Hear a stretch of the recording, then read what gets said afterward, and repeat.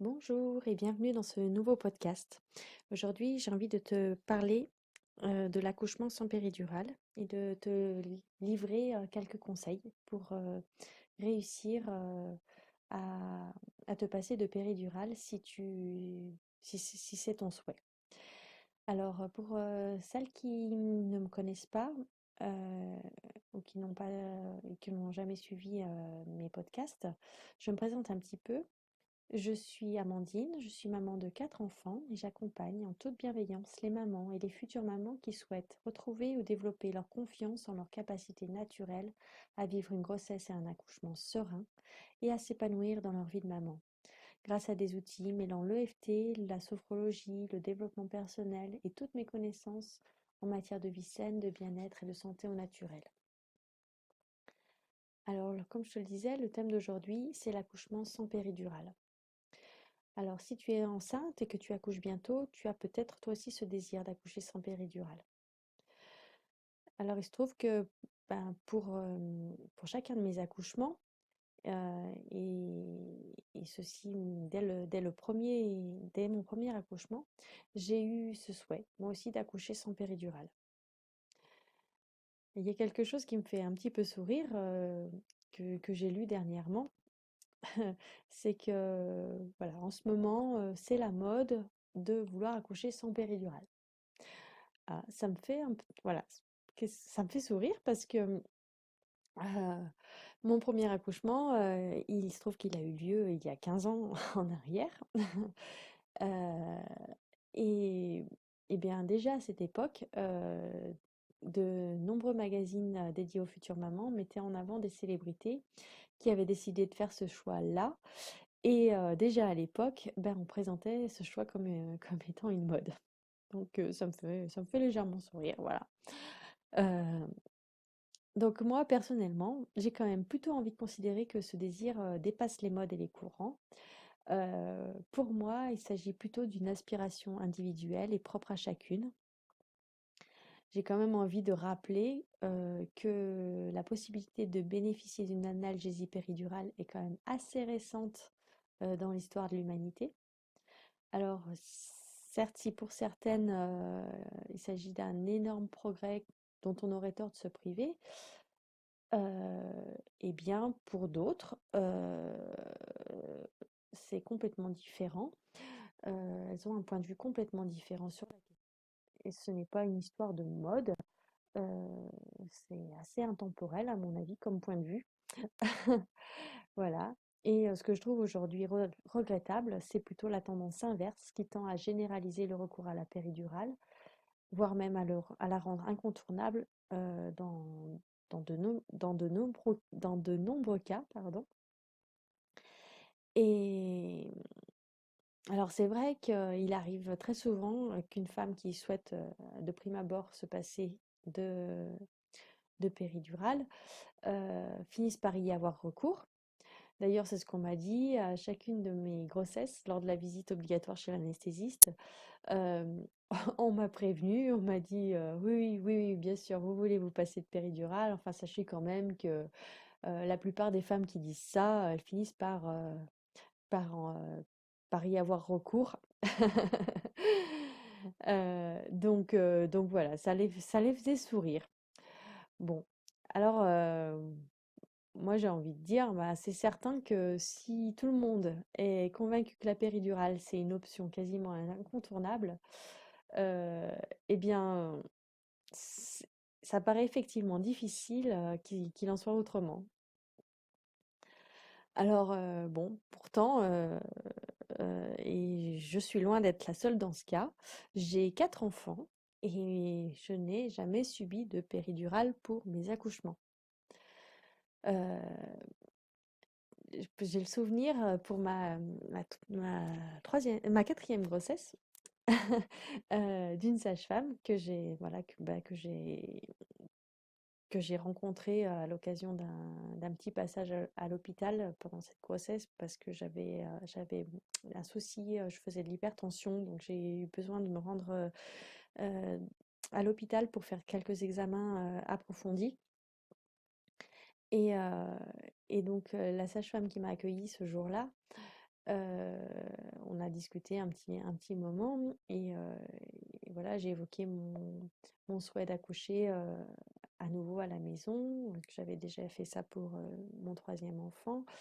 Donc ça l'a interpellée et elle m'a dit: «Ah mais donc vous avez accouché sans péridurale?» Je dis: «Ah oui, de toute façon, à chaque fois, j'ai accouché sans péridurale». Ah alors elle a rétorqué, elle m'a dit: «Donc vous êtes pas douillette». Et donc cette discussion, c'était juste avant, qu'elle me fasse une prise de sang, où là, j'ai un peu grimacé. Alors là, elle a été enfin, elle a été très surprise. Elle m'a dit: «Mais enfin, vous accouchez sans péridurale et là, vous reculez devant une prise de sang?» Eh bien, oui, ça illustre bien, le fait que pour moi, c'est pas vraiment seulement une histoire de douleur, ce qu'on est prêt à supporter ou non, finalement. Mais bon, voilà, j'imagine bien que c'est quand même la question que tu te poses dans cette histoire. J'aimerais passer de péridurale, mais est-ce que je vais gérer la douleur? Alors moi, j'ai envie de dire, et si ce n'était pas seulement une histoire de douleur, cette histoire de péridurale? Voilà. Donc moi, ce que j'ai envie de t'inviter à faire déjà, pour commencer, c'est de changer tes croyances sur l'accouchement. En effet, les croyances que nous entretenons, et ça vaut pour n'importe quel sujet, elles déterminent en grande partie la façon dont nous allons vivre une situation. Les expériences que nous vivons sont en fait le miroir de notre projection mentale. Alors si nous pensons que tout va mal se passer, effectivement, cela risque de mal se passer. Alors ce que je t'invite à faire, c'est à réfléchir. Toi, quelles sont tes croyances au sujet de l'accouchement? Est-ce que tu penses par exemple que c'est très douloureux, qu'il est presque impossible de se passer de péridurale? Est-ce que tu te dis, bah, toutes les femmes de ma famille ont eu des accouchements difficiles, donc par conséquent, tu penses que tu risques toi aussi de vivre un accouchement difficile? Est-ce que tu as pour croyance le fait que un accouchement médicalisé est quasiment indispensable et parce qu'on ne sait pas ce qui peut arriver? Voilà, je t'invite à faire le point sur tes croyances. Sur les croyances que tu entretiens au sujet de l'accouchement. Je, je t'invite à les lister et, et je t'invite à essayer de voir comment tu peux les transformer pour aborder un petit peu ce moment d'une manière différente et surtout plus sereine et pouvoir t'ouvrir à la magie de l'expérience. Parce que si tu crois profondément que ce moment peut être le plus beau moment de ta vie, eh bien sans aucun doute, il sera le plus beau moment de ta vie. Si tu es convaincu qu'il est possible de se passer de péridurale, il y a vraiment de très fortes chances pour que ce soit possible pour toi. Alors, pour t'aider, moi je t'invite à lire des jolis témoignages où l'accouchement a été vraiment vécu comme une fabuleuse expérience. Alors l'aspect douloureux ne va pas forcément être occulté dans ces expériences-là, mais les femmes ont vécu, enfin, dans certaines, voilà, dans certains cas, réussissent à vivre les contractions dans l'accueil et l'ouverture, et ça change tout. Alors pour trouver des jolis témoignages, parce que évidemment, internet ne regorge pas forcément que de jolis témoignages en matière d'accouchement. Moi, je t'invite à lire un livre qui s'appelle Intime naissance, choisir d'accoucher à la maison. Je te mettrai le lien dans la description.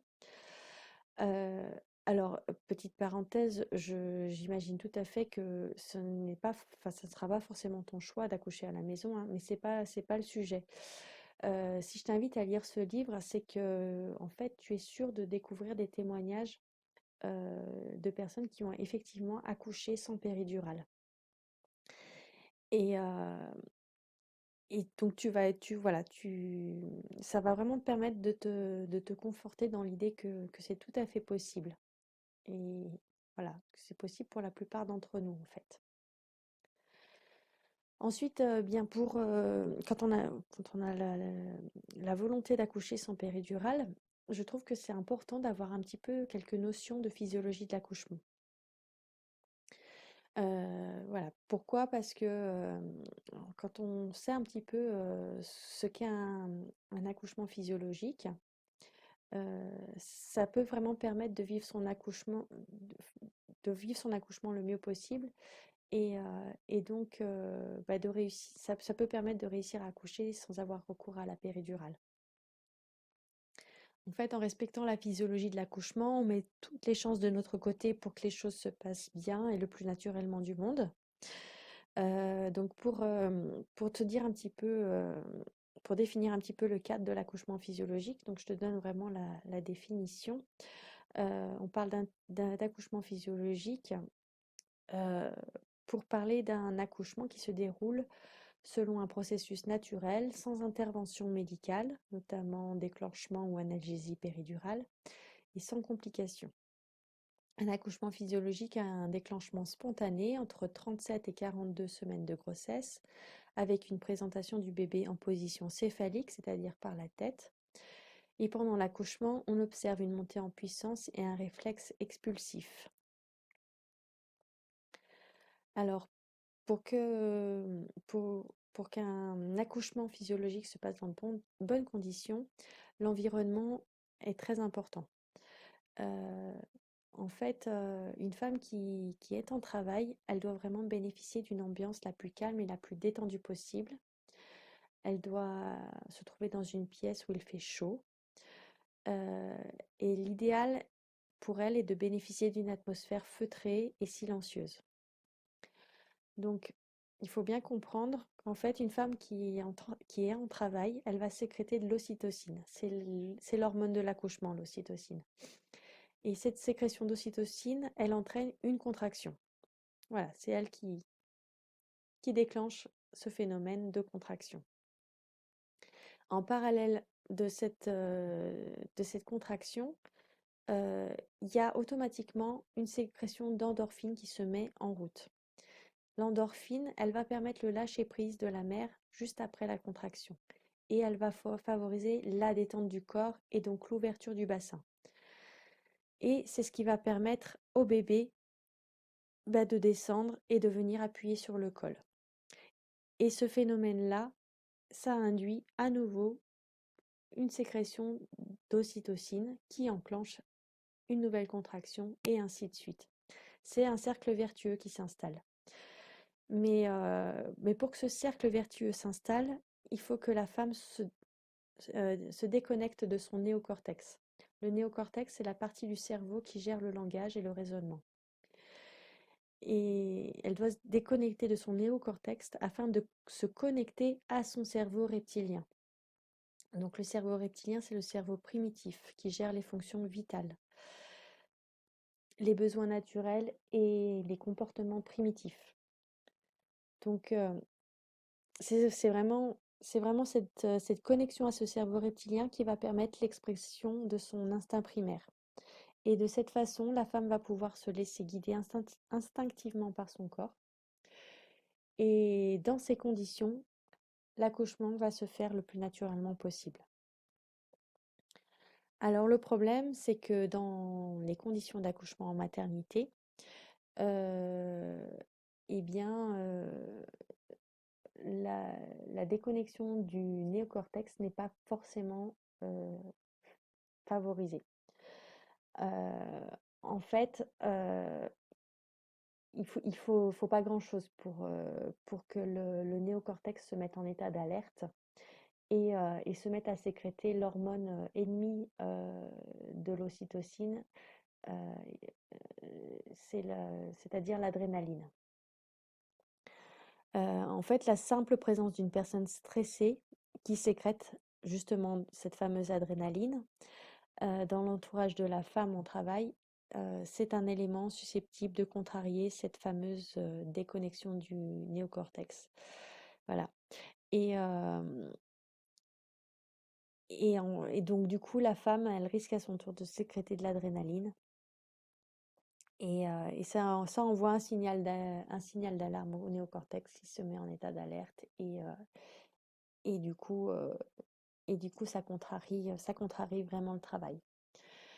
On peut également citer le bruit du monitoring, les va-et-vient incessants du personnel médical, les gestes intrusifs, qui ont souvent cours dans dans le milieu hospitalier.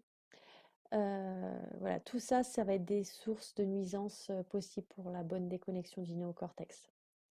Et voilà. Et donc, qu'est-ce qui se passe si on ne parvient pas à déconnecter le néocortex ou s'il reprend le dessus? Eh bien, le travail risque de ralentir, voire même de s'interrompre. Et alors là, ça nécessite bien souvent le recours à des hormones de synthèse pour relancer le travail. Et ça ouvre souvent les portes de toute une autre, de toute une série d'autres interventions, en fait, de la part du personnel soignant. À ce moment-là, bah, c'est le point de départ d'un accouchement qui ne peut plus se passer naturellement, où on a besoin d'intervention médicale. Voilà. C'est, c'est, c'est un cercle vicieux. Voilà, je cherchais le terme. C'est le contraire d'un cercle vertueux, c'est un cercle vicieux qui s'enclenche. Et donc bah, bien souvent, ça pousse la femme à avoir recours à une péridurale parce que la femme a besoin d'être soulagée parce qu'elle n'en peut plus d'attendre le dénouement final. Voilà, donc c'est pour ça que ça me paraît important d'avoir la connaissance de ce terme-là, enfin, de ces conditions favorables à l'accouchement physiologique pour, pour essayer de réunir les conditions favorables à, à la sécrétion d'ocytocine finalement, hein, donc à cette fameuse déconnexion du néocortex qui enclenche ce phénomène naturel de sécrétion d'ocytocine, puis d'endorphine, et qui enclenche ce cercle vertueux. Voilà, une autre chose quand on souhaite accoucher sans péridurale, qui me paraît intéressant d'avoir à l'esprit, eh bien, c'est les conséquences d'une péridurale. Voilà, parce que bon, pour quelles raisons souhaite-t-on accoucher sans péridurale? Bon, on veut accoucher le plus naturellement possible, ça peut être une des raisons. Mais voilà, pourquoi on n'a pas envie d'avoir de péridurale? C'est intéressant de savoir ce qu'on veut éviter en fait finalement. Donc voilà, il faut quand même admettre que la péridurale n'est pas sans effet secondaire. Alors mon but n'est pas du tout de faire le procès de la péridurale, donc je ne vais pas les lister tous. Et puis surtout, j'ai envie de dire qu'on est toutes différentes et que pour certaines d'entre nous, avoir recours à une péridurale n'aura aucune conséquence néfaste. Et fort heureusement, j'ai envie de dire, hein. Voilà, donc c'est pas du tout, j'ai pas du tout envie de dresser un tableau super négatif. Simplement, j'ai envie d'aider celles qui souhaitent s'en passer. Et, euh, et il me semble que c'est intéressant de savoir pourquoi on veut s'en passer au fond. Donc voilà, bah, pour moi, un des effets secondaires que je trouve important de connaître, bah, c'est le fait que la péridurale est souvent un facteur pointé du doigt comme étant une cause possible de dépression du postpartum. D'autre part, la péridurale est souvent, quand on y a recours, c'est souvent ce qui va entraîner euh, euh, une expulsion instrumentalisée, hein, avec l'utilisation de forceps par exemple. Pourquoi? Ben, en fait, la péridurale, c'est quelque chose, enfin, quand on y a recours, ça a tendance à ralentir le travail et, du coup, ça déconnecte aussi, enfin, ça empêche le processus naturel de se faire. Et, et du coup, dans un accouchement physiologique, l'expulsion se fait naturellement. En fait, on n'a pas besoin de pousser. On a souvent cette image dans les films. euh, on voit le personnel accoucheur dire à la femme qui est en train d'accoucher, poussez, madame, poussez. En fait, dans un accouchement physiologique, on n'a pas besoin de dire à la femme de pousser. C'est le corps qui fait tout. Ça, je l'ai expérimenté, hein, je le dis vraiment en connaissance de cause, hein. Quand j'ai accouché à la maison, il n'y avait vraiment aucun besoin de personne pour me dire de pousser, hein, véritablement, parce qu'on a laissé les choses se faire au moment où elles devaient se faire. Et, et, et c'est le corps qui fait tout seul, hein, vraiment. Il y a pas besoin de, de, f- de, de faire ça mécaniquement de- et volontairement. Ça se fait tout seul, voilà. Et donc, bah, c'est pas le cas, hein, quand on accouche sous péridurale. euh, Ben, on est obligé de dire à la femme de pousser. Et pour différentes raisons, hein, ça peut être de la fatigue, ça peut être parce que l'expulsion est trop lente, que la poussée n'est pas bonne. Eh bien, ça entraîne euh, la nécessité d'avoir recours à, à des instruments comme les forceps pour extraire le bébé, hein. Parce que la femme ne s'en sort pas toute seule. Voilà, enfin, il y a aussi une chose à savoir sur la péridurale, c'est quelque chose qui m'a marqué, moi. Alors, je ne sais pas si ça vous marquera autant, mais en tout cas, moi, quand j'ai lu ça, ça, ça m'a vraiment interpellée. Quand on pratique une analgésie péridurale sur une brebis en train de mettre bas, eh bien, celle-ci ne reconnaît pas son petit à la naissance. Voilà. Donc, bah, je trouve que c'est très parlant, hein. La nature en est profondément contrariée, quoi, en gros. Alors, j'entends bien que nous ne sommes pas des animaux et que rationnellement, nous sommes en mesure de reconnaître notre enfant, même en accouchant sous péridurale, on est bien d'accord. Mais pour moi, ça fait vraiment aucun doute qu'il y a quand même quelque chose qui aura été subtilement contrarié dans le lien qui se crée avec notre enfant. Voilà, ben j'en arrive à euh, la question que vous attendiez toutes, j'imagine, donc la question de la gestion de la douleur. Bah oui, c'est quand même la question que l'on se pose quand on souhaite accoucher sans péridurale, c'est est-ce qu'on va gérer la douleur? Alors, pour gérer la douleur, déjà, première chose, pour moi, il est intéressant de s'y préparer. Donc, apprendre quelques exercices de respiration, ça peut vraiment aider. Pratiquer la sophrologie également. Et d'ailleurs, c'est ce que je te propose de faire pendant mes accompagnements. Hein, je peux vraiment t'apprendre pas mal de choses en ce qui concerne la respiration. On peut pratiquer des séances de sophrologie qui visent à préparer l'accouchement. D'ailleurs, la préparation de l'accouchement avec la sophrologie, ça fait l'objet d'une partie de mon programme, la parenthèse enchantée. Alors, je te mettrai tous les liens pour en savoir plus, hein, dans ma description, si ça t'intéresse.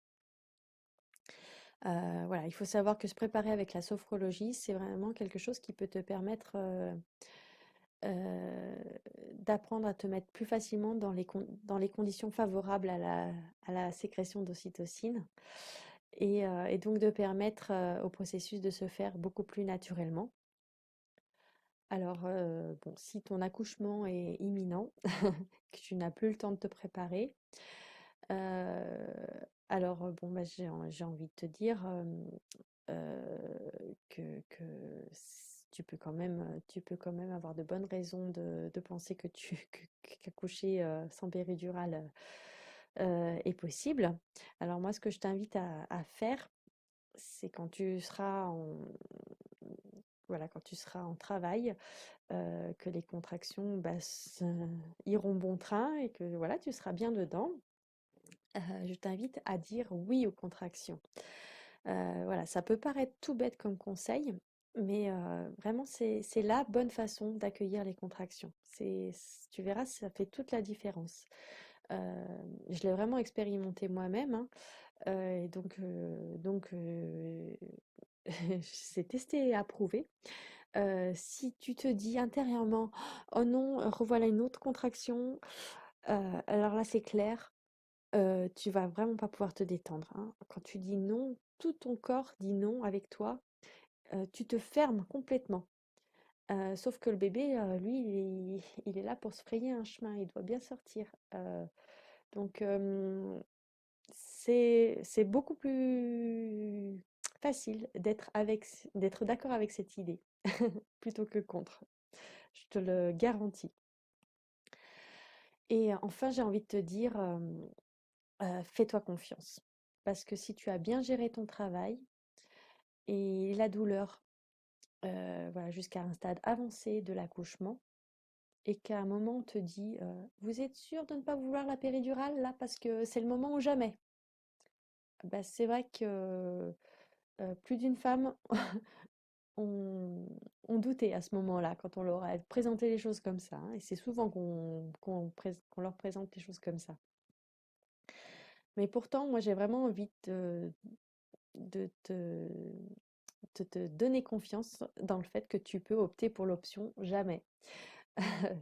Oui, oui, oui, oui, tu peux dire, «Bah, oui, OK, je me passe de péridurale et tout ira bien».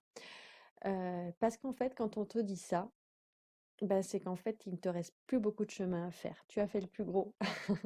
Hein, si on te dit: «C'est maintenant ou jamais», ça veut dire que, ben, là, dans la suite logique des événements, il sera plus possible de te poser une péridurale. Mais ça veut dire que l'accouchement est imminent, en fait, hein. C'est tout ce que ça veut dire. Alors, je préfère te prévenir, il te reste à vivre cette fameuse phase qu'on appelle la phase de désespérance. Et là, c'est une phase où on se dit: «Ah mais c'est impossible. Ce bébé, il va jamais sortir, j'y arriverai jamais, heu, il veut c'est pas possible, c'est foutu, je vais mourir». Ou bien, mais tout va exploser à l'intérieur de moi. Voilà des impressions, des sensations, que l'on ressent à ce moment-là, hein. Et voilà, souviens-toi, c'est la phase de désespérance. Mais en fait, c'est une très bonne nouvelle d'en être là. Ça veut dire que la naissance, elle est tout simplement imminente. Et alors là, après ça, j'ai envie de dire, ça glisse tout seul, ou presque. Voilà. Allez, j'ai envie de te souhaiter une expérience magique si tu es sur le point d'accoucher. Une expérience à la hauteur de tes aspirations. Et j'ai quand même envie de préciser que bah, il se peut que ça ne se passe pas tout à fait comme tu le souhaites, hein. Alors dans ce cas, ne culpabilise pas. Essaye de ne pas nourrir de sentiments de colère ou de regret. Alors je sais que ça peut être difficile, hein. Donc si malgré tout tu n'arrives pas à digérer l'expérience, bah, je t'invite vraiment à oser en parler, à oser te faire aider. C'est vraiment important parce que sinon cette expérience risque de nuire à la qualité de ta relation avec ton bébé. Et ça, je trouve ça vraiment dommage. Donc, bah, n'hésite pas à en parler.